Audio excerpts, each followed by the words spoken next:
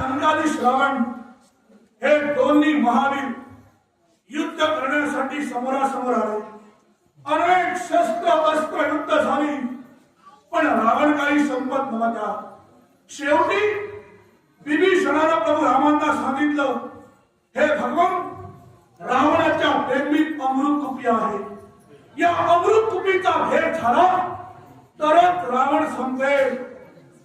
प्रभू रामांनी अचूक शरसंधान केलं. रावणाच्या प्रेमीचा भेद घेतला आणि पडला. जगत देता रावण घरावरती पडला.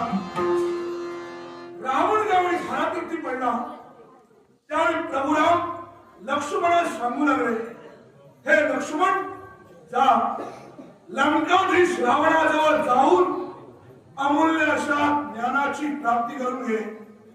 त्यावेळी लक्ष्मण प्रभू रामांना विचारू लागला, हे प्रभो, रावण हा अधर्मी आहे. रावण हा पापी कुकर्मी बलात्कारी पुरुष. असा रावण या लक्ष्मणाला ज्ञान तो काय देणार?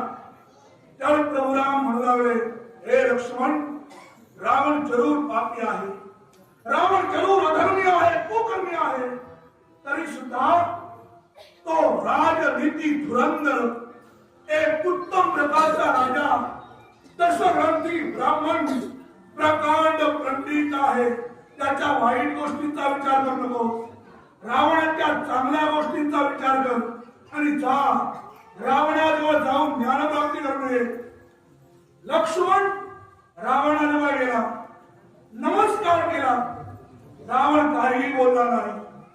रागाच्या भरात लक्ष्मण पुनश्च रामाजवळ आले, घडलेला सर्व प्रकार सांगितला. त्यावेळी प्रभू रामांनी लक्ष्मणास प्रश्न विचारला, मला सांग, ज्ञान प्राप्त करून घेण्यासाठी ज्यावेळी तू रावणाजवळ गेलास त्यावेळी कुठं उभा होतास? लक्ष्मण म्हणाला, मी रावणाच्या मस्तकाजवळ उभा होतो. प्रभू राम म्हणाले, हेच तुझं चुकलं. ज्ञान देणारा हा गुरु असतो आणि ज्ञान ग्रहण करणारा शिष्य. शिष्यानं ज्ञान प्राप्त करून घेतेवेळी गुरुच्या मस्तकाजवळ नाही, गुरुच्या पायाजवळ राहायला हवं.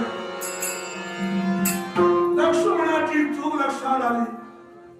मरणासन्न अवस्थेत असणाऱ्या रावणाच्या पायाजवळ तो राहून उभा राहिला. त्यावेळी धारातीर्थी पडलेला रावण बोलू लागला. अनेक महत्वाच्या गोष्टी त्याने लक्ष्मणाला सांगितल्या. त्यातल्या 3 महत्वाच्या गोष्टी आज मी तुम्हाला सांगणार आहे. या 3ही गोष्टी